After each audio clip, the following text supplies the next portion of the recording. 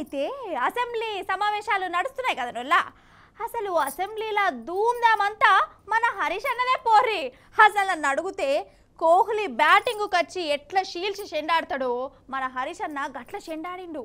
అసలు నన్ను అడిగితే హరీష్ అన్న మాట్లాడుతున్నంత సేపు 2020 ఆట చూసినట్టే కొట్టింది. ఒక్కొక్క మాట 4లు 6లు బౌన్సర్లు యార్కర్లు గిట్ల నడిచింది.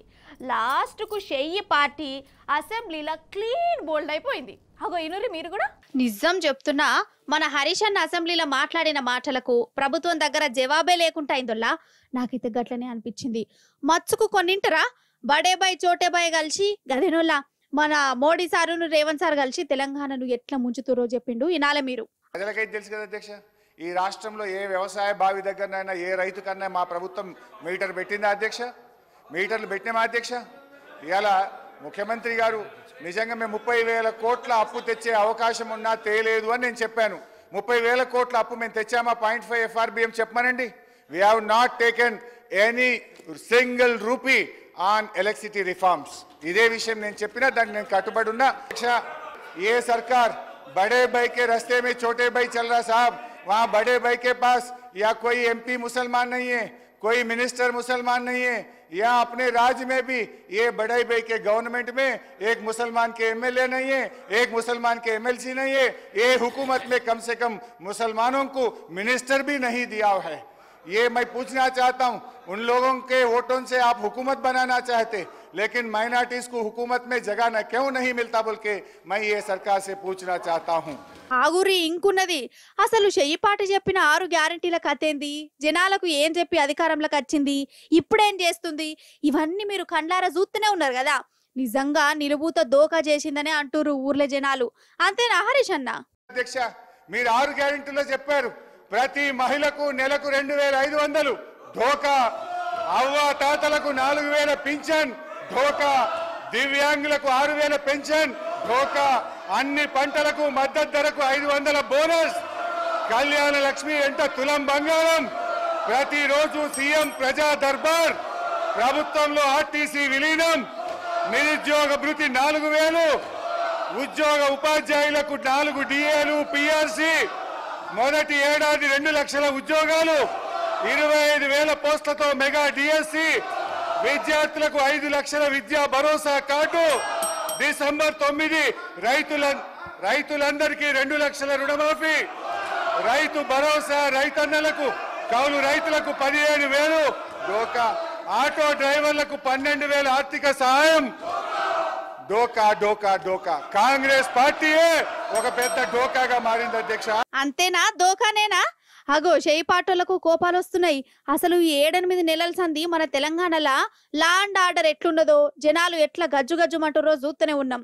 మన తెలంగాణలో ఇప్పుడు పరిస్థితి ఎట్లున్నదో నిండు సభల కండ్ల గట్టినట్టు చెప్పిండు హరీష్ అన్న.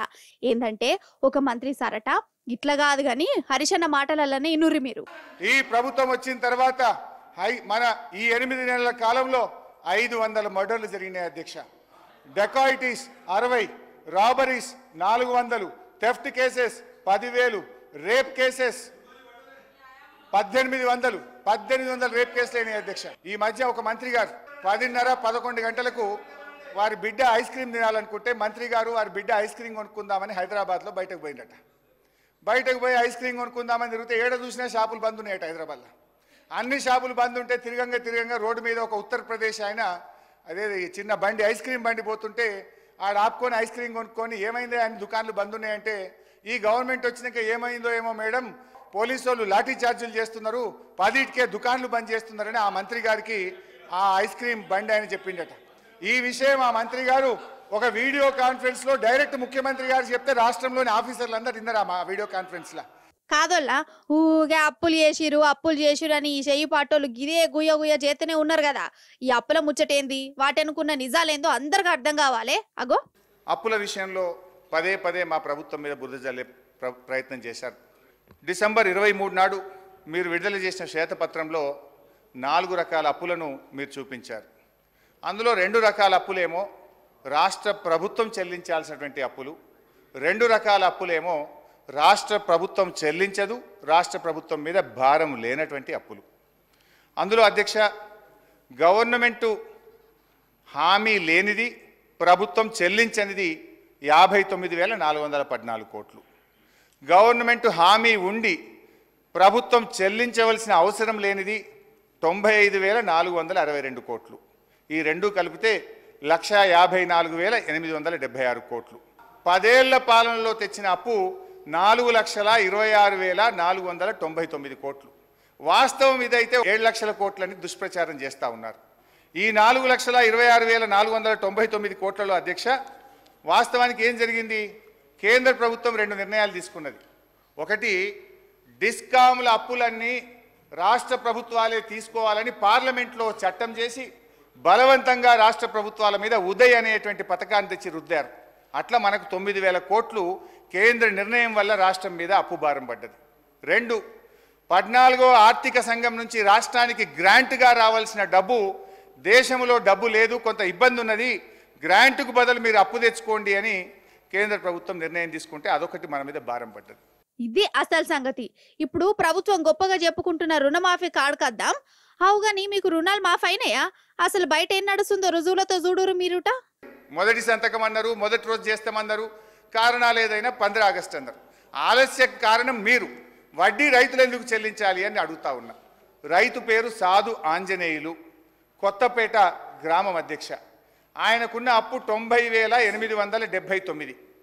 90,879 డిసెంబర్ 9 నాడు ఉండే. మీరు 90,879 మాఫీ చేసిండ్రు. ఆయనకు మెసేజ్ వచ్చింది. సంతోషంగా బ్యాంకుకు పోయింది. బ్యాంక్ అధికారి, ఇది ఆయన బ్యాంక్ అధికారి రాసిచ్చింది అధ్యక్ష, ఆయన పెన్ రైటింగ్ ఇది. ఇది ఆ రైతు కట్టిన రిసిప్ట్. బ్యాంక్ అధికారి ఏమన్నాడు?